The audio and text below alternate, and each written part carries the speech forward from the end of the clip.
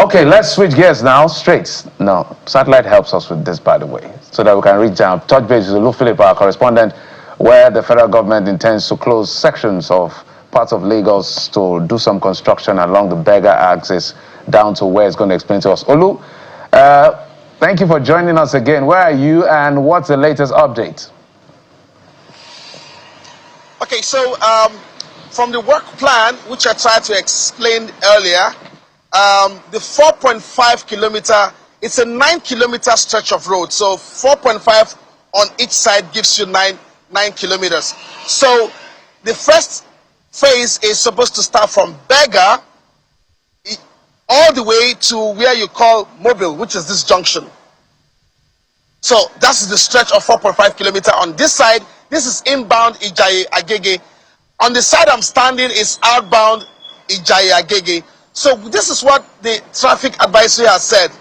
It says that if you're an articulated vehicle or you are a heavy-duty vehicle or you can't stand the patience of having to come through this road when the construction starts, which should have started today, we have not seen any signs that that is in the offing or that is imminent.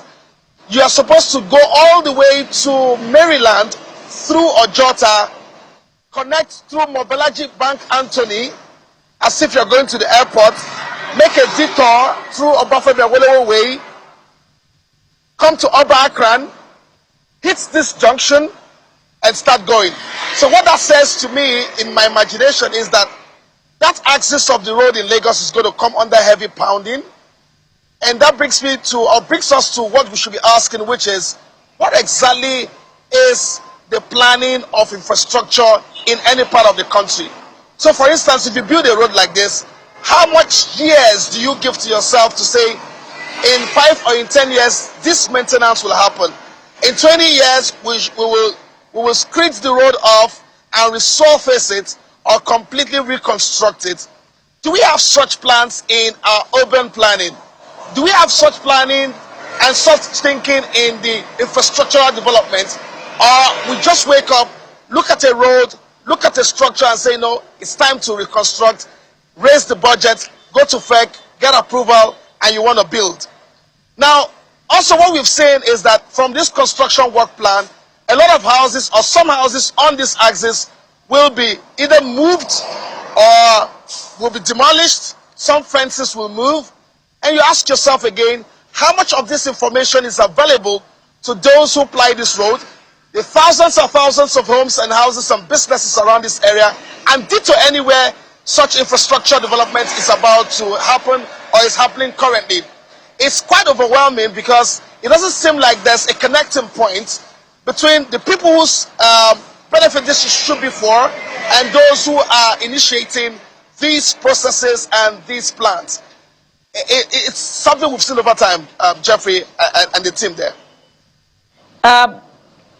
Olu, I'm looking at the traffic advisory here, and it appears as if from the closure of the Ogunnusi Road all the way to Ojodu-Baga, the resultant effect would be pressure, huge pressure on Ikeja axis, which of course has a lot of traffic lights that also manage traffic in that area. Huge pressure as well on Lagos-Ibadan Expressway all through down to Ojota, Maryland, and all of that. From where you are looking at this, the alternative plans for traffic management, will they be adequate to cater to the congestion that may be arising from this planned closure?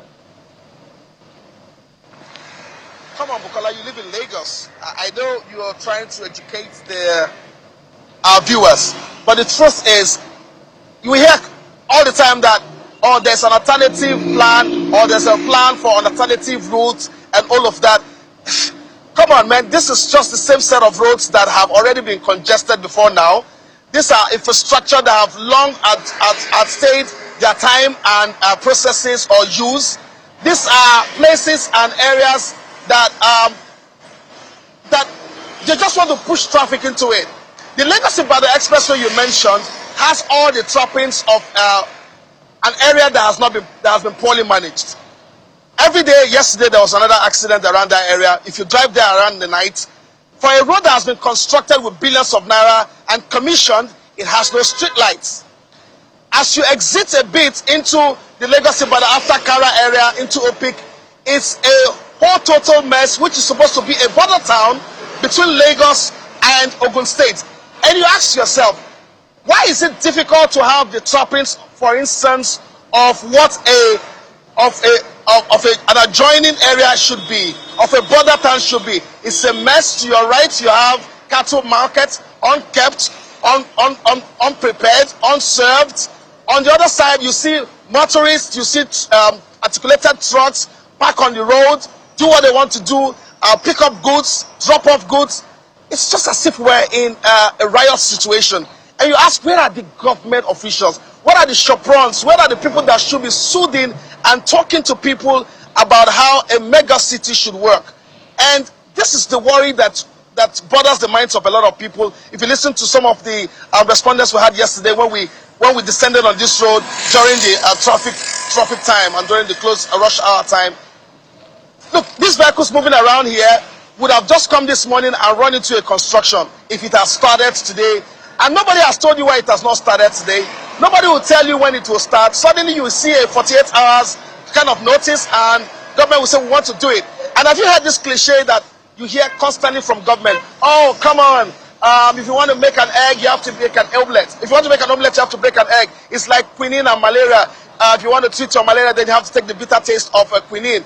Oh, come on. There are technology and there are advancement in technology that allows such kind of pain to be soothed.